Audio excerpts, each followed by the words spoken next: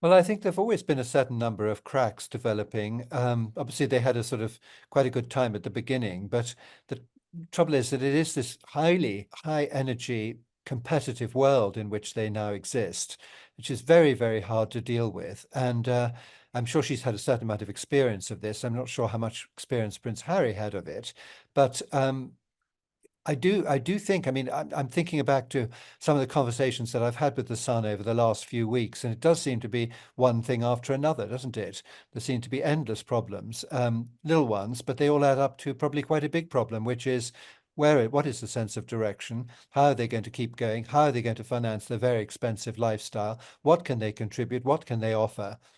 Working outside the system, working inside the system, we know exactly how they could have dealt with the various issues and what they could have offered within the Commonwealth is what I'm thinking of, obviously. I think it's extremely difficult. I mean, they rely very much on the fact, they use their titles. I mean, Duke of Sussex, Duchess of Sussex, the fact he's Prince Harry. That's why we talk about him. I mean, there are lots of Hollywood stars, people doing, extraordinary different projects, and we don't talk about them in the same sort of way. It's because it's rather interesting that, that there's Prince Harry, outside his comfort zone. I suppose that's why people are interested in the whole saga and the fact that they're trying to go it alone.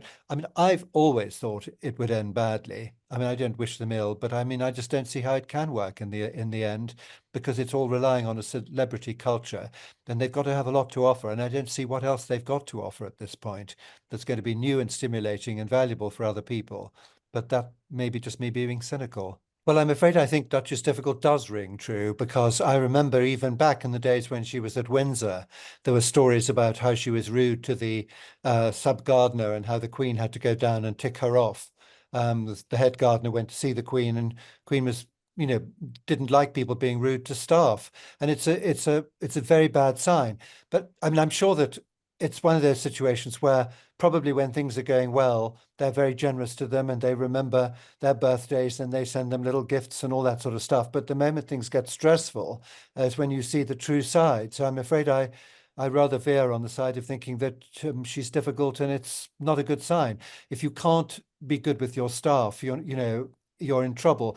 And Prince Philip kept his archivist for 60 years. She arrived in 1953, just before the coronation, and she came into the office just before she died in about, I think, 2017, just to tidy up her papers. I mean, a remarkable loyalty. Well, some people are very good at keeping people around, and other people aren't. I mean, the Queen certainly was. Prince Philip was. The present King actually is not very good with staff either. He's had, if you look up how many private secretaries he's had over the years, there've been a lot of them. I mean, things have settled down now, but there were a lot of changes, and I think you'll find that it just depends on the character of the person who's employing. But it is usually a very good sign if people can keep their staff. Now, for example, in the case of Prince Philip, where I know a certain amount about this, he once wrote to a private secretary he wanted to take on, and he made a very interesting point. He said, "My office are very happy because they're all overworked." And so the more overworked they were, somehow the happier they were. But he kept them busy. But the thing is, as long as you're straightforward with your staff and people know where you are, things usually work quite well. But if you're volatile and, people are finding it very hard to detect the mood, then that's when things go wrong. And I suspect in the Sussex household, there's a lot of volatility. Well, we've been talking over the last few weeks quite a lot about all this, and I think that there's a lot of evidence of stress because I think they're always changing direction. They have to try to find a way of keeping themselves in the public eye, and that means that there's lots of new initiatives, and some of them work and some of them don't. And that's when stress comes along, of course. You see, the trouble is that I know I've said this before, but they are relying very much on a sort of celebrity culture, which requires endlessly being ahead of the game and in the news and latest projects and so forth.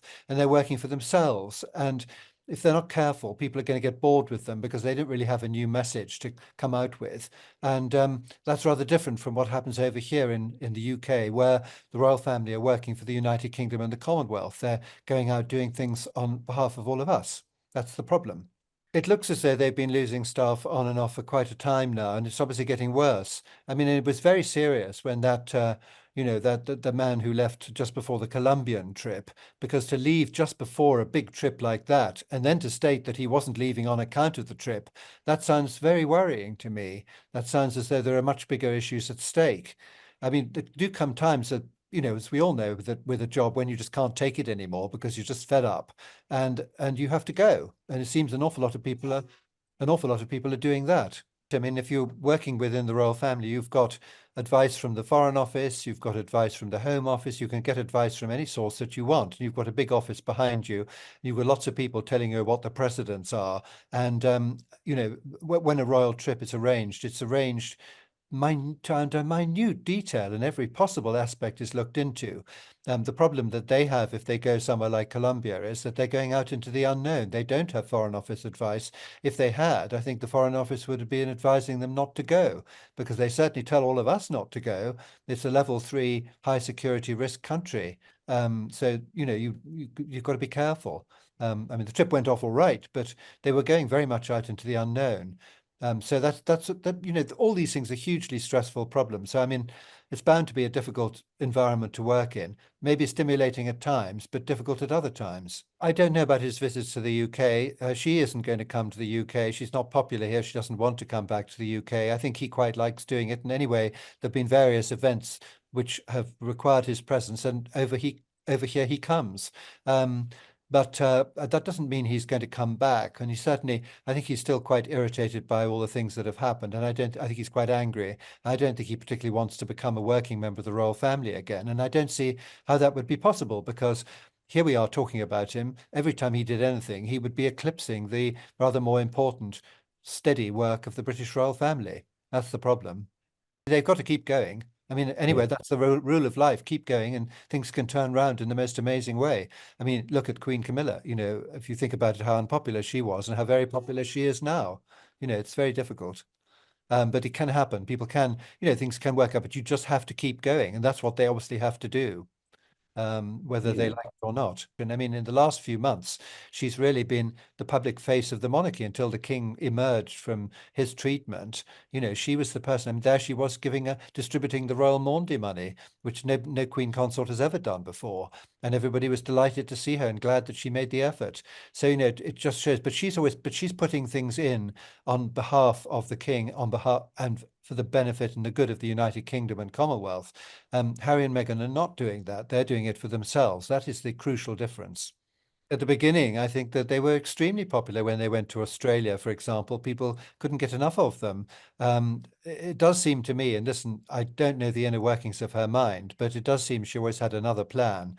And in a sense, she's probably always wanted to work outside the system. I mean, he was a bit uncomfortable in the system too, in certain respects. I mean, I'm sure many members of the royal family are, but they usually work it out. But the Queen gave them the whole of the Commonwealth to explore and look after, and didn't seem to be enough for them. So I'm forced to conclude that she always had another plan.